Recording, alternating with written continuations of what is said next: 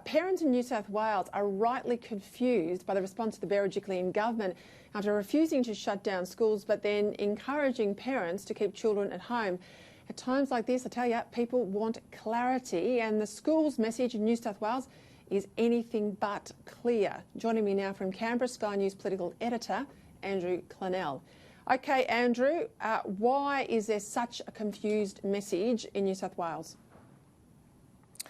Well, what they're trying to do is what's actually happening in Britain, Peter, which is schools are closed except for children of health service workers. But I think the problem is that it's not that clear a definition. So instead, Gladys Berejiklian's just encouraged people to keep kids at home. And also the online packs that are supposed to teach kids at home aren't ready yet. They're only going to be ready in the next day or two. So that's the difficulty.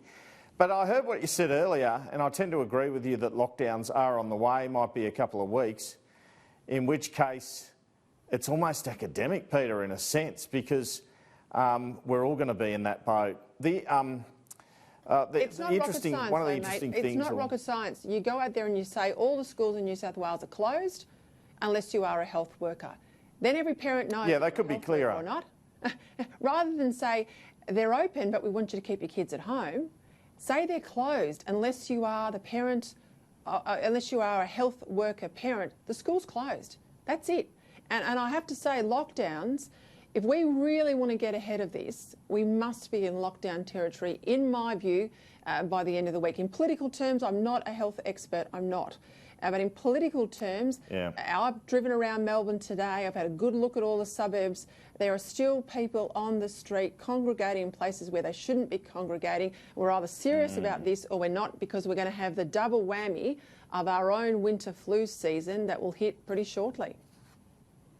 Well, in political terms, I also think they should do a basic wage thing that Boris Johnson's doing, Peter, because if you're worried about your political future, you sure as hell aren't going to win an election with 20% or higher unemployment, and that's what we're headed for unless something drastic like that happens. I mean, you're talking about shutting down every industry, so except the essential ones like us. So I think there's those two components.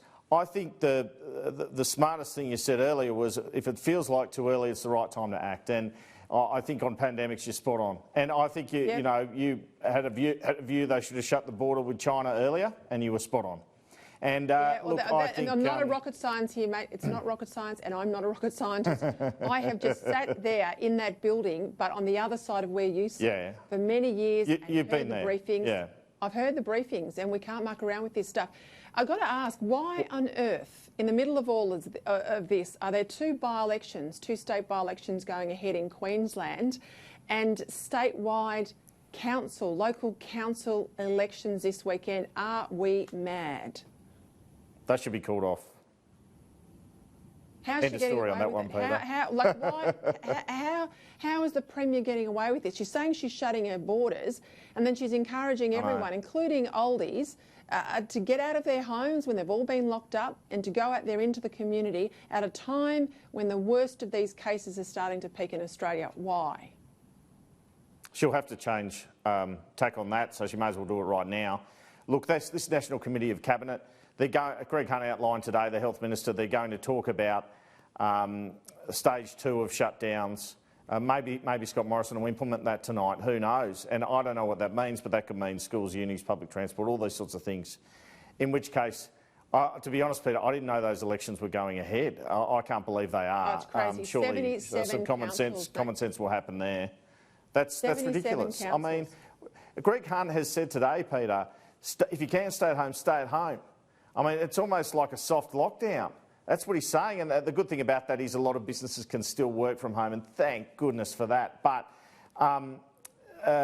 he's saying that. You can't then say, but go out and vote. So again, that's what you're saying. Let's get a consistent message. Hopefully we get one tonight. Your point there about a soft lockdown, we've seen a pattern with the PM, haven't we, where he's sort of given us enough notice that we can read the cues 2 or 3 days out of some of these big decisions to bring the public with him, and that's the right way. I get a real sense, Daniel Andrews has got 500 police in a new coronavirus enforcement squad in Victoria.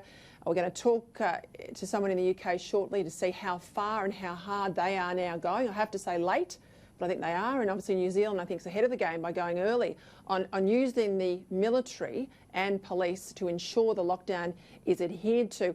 That's got to be where we're going to end up, isn't it?